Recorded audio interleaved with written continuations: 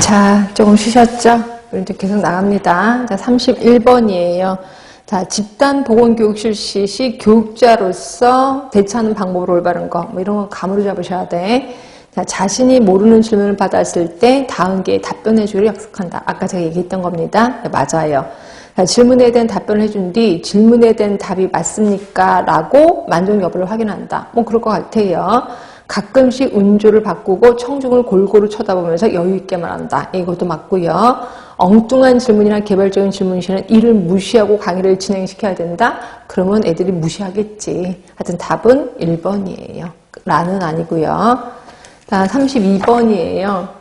자, 다음 중 어떤 문제에 대해서 대립된 견해를, 요게 힌트네. 대립된 견해, 찬성, 반대 하면 무조건 패널 토익. 마저 읽어볼게요. 4명, 5명의 전문가가 청중 앞에 마련된 단상에서 자유롭게 토론하는데, 자기네들끼리 토론하는 거 맞네. 그래서 패널 토의가 된다라고 보시면 돼. 답은 4번이고요. 자, 33번입니다. 교지와 교사에 대한 설명으로 올바른 거. 자, 교지는 땅을 얘기하는 거고, 교사는 학교 건물을 얘기하는 겁니다. 자, 교지는 높은 곳이 좋아. 그치, 낮아서 찻소리 들고 난리가 나면 골치 아프잖아요. 그래서 학교는 좀 높은 곳에 있는 게 좋습니다. 자, 초등학교에서 그거 하나, 이게 교지 땅이 있잖아. 학교 건물이요. 학교 그 땅이 있습니다. 이게 담벼락이라고 합시다. 이 중에서 학교 안에도 높은 게 있고 낮은 데가 있을 거 아니에요.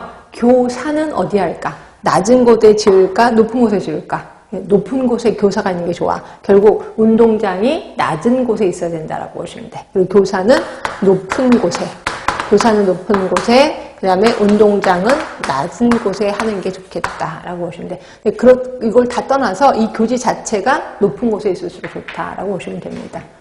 자, 그 다음에 나번을 보시면 초등학교에서 학생 1인당 교사 면적이 5.1제곱미터. 우리 배운 적 없는데? 이건 잘 모르겠고. 자, 계단의 경사율이 40도. 네, 이거 맞죠? 40도. 자, 교사는 남향으로. 예, 맞아요. 남쪽에 위치하는 것이 좋겠다. 자, 솔직히 꼭 남쪽에 위치할 필요는 없어. 그냥 남향이면 좋습니다. 뭐가? 유리창이. 남향이면 좋은데, 남쪽에 위치하는 것도 그렇게 나쁘진 않아. 그래서 답은 일단 나번도 맞아요. 5.1. 그래서 결국 답은 가나다라. 4번이야. 여기서 외우실 거는 초등학교의 학생 1인당 교사 면적 5.1. 물론 중학교, 고등학교 이보다 좀 크겠구나. 그럼 크면 몇인데요? 굳이 그런 거까지 아실 필요는 없고 5.1이 가장 낮아. 그 다음부터 중고등학교는 좀 커야 되겠다. 이렇게 먼저 기억하시면 되고요. 그 다음에 교사는 남향이고 남쪽에 위치하는 것이 제일 이상적입니다. 근데 남쪽 이상 위치하지 못해. 그럼 북쪽에 있더라도 남향이면 괜찮다라고 보시면 돼요. 답은 4번을 하는 게 좋습니다. 자, 34번은 잠깐만 이거 유인물을 좀 볼게요.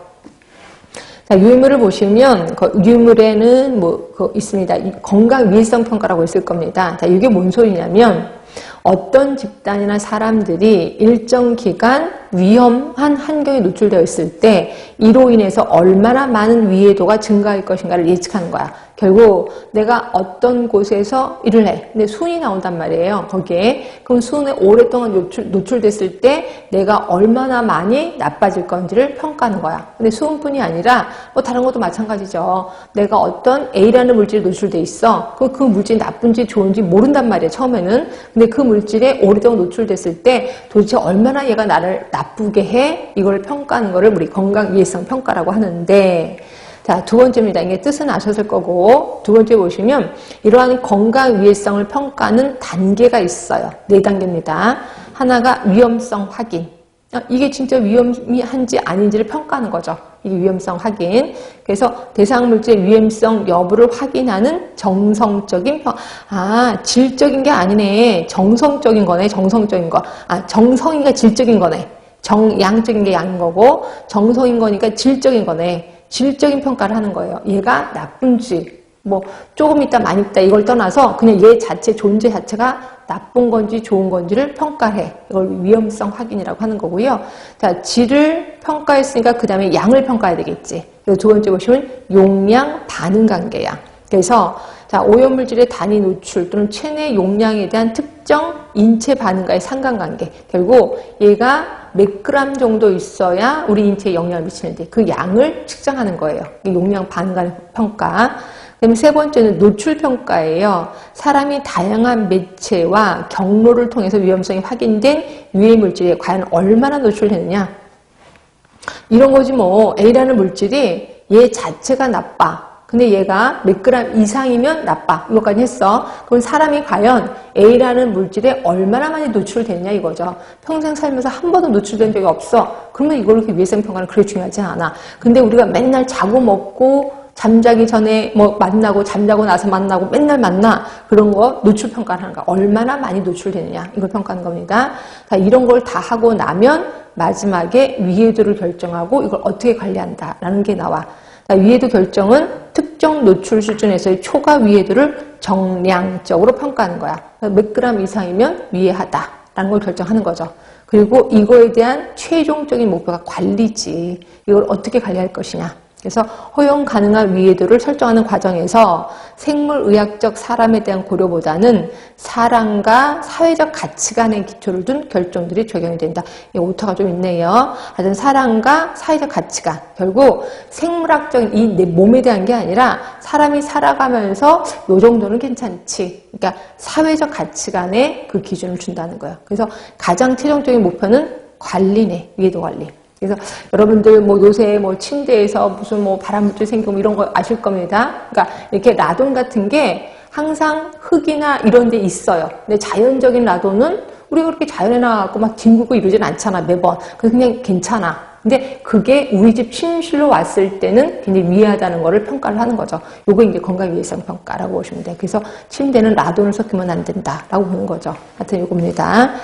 자, 그럼 이걸 갖고 문제 풀어볼게요. 우린 일단 순서는 외우셔야 돼. 위험성 확인, 용량 반응, 그 다음이 노출 정도, 그 다음이 위해도를 평가하고 관리하는 거. 이렇게 4단계입니다. 자, 34번 봅니다. 위해도 평가라는 궁극적인 목적. 아까 궁극적인 목적이 뭐였었어? 위해도 관리가 가장 궁극적인 거죠. 너 답은 4번이에요. 자, 그리고 그치, 나머지는 없지. 답은 4번입니다. 35번이에요. 학교에서 신체 검사를 시행한 결과 아래와 같은 문제들이 발견됐다네. 아, 우선순위 설정하라는 거네. 가장 시급게 다뤄야 할 문제. 이건 감인데 뭐. 자, 7명의 선천성 심장질환. 그렇게 중요한 건 아니죠. 왜? 이게 남한테 옮기는 건 아니잖아. 그치? 우리 우선순위 할 때 뭐라 그랬어요? 크기. 이 병을 앓고 있는 애가 얼마나 많으냐. 또 하나 시급성.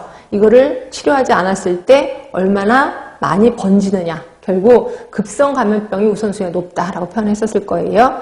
자, 2번 봤더니 아, 얘네 결핵 환자잖아요. 결핵은 2군 감염병이잖아. 그치? 게다가 15명이야. 이거부터 해결해 줘야 될 것 같아. 3번, 얘는 수두인데? 수두도 법정 감염병인데? 예, 이거는 2군. 얘도 2군이잖아요. 아, 결핵은 3군이고.